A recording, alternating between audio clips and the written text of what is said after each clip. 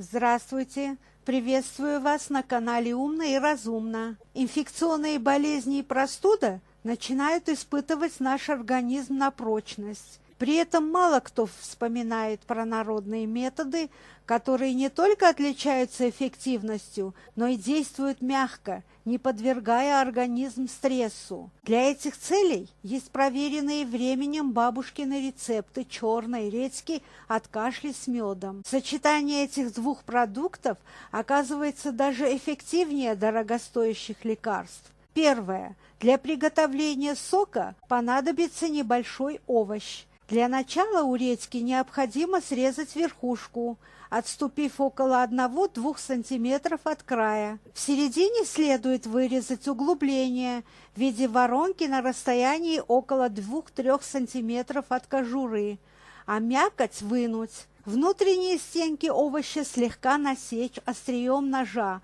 и смазать медом. Важно оставить верхние края нетронутыми, чтобы было место, откуда выделяться соку. Саму редьку корнем ставят в баночку с водой, а срезанную верхушку используют как крышку. Спустя 2-3 часа внутри углубления начнется появляться сок. Максимальная концентрация произойдет через 10-12 часов. Когда первая порция жидкости будет использована, стенки снова насекают ножом и смазывают медом.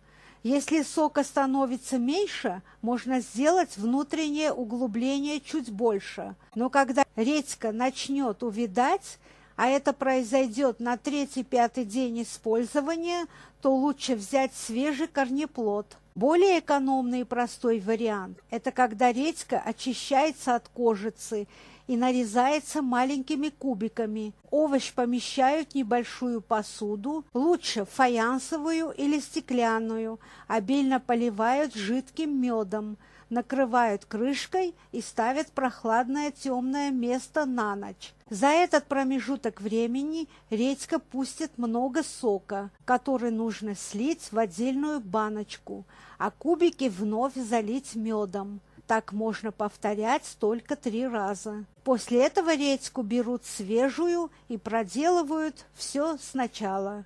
Употреблять сок редьки с медом можно при сухом и влажном кашле, воспалительных заболеваниях верхних и нижних дыхательных путей, при боли в горле, при пневмонии. Высокая температура не исключает возможности применения этого средства. Пить лекарство, приготовленное любым из методов, нужно 3 раза в день, до еды за полчаса, либо через 2 часа после еды, запивая большим количеством жидкости. Это обеспечит дополнительный муколистический эффект. Второе. Финики от сухого кашля. 10 фиников нужно залить 3 стаканами воды, поставить на огонь и варить около получаса.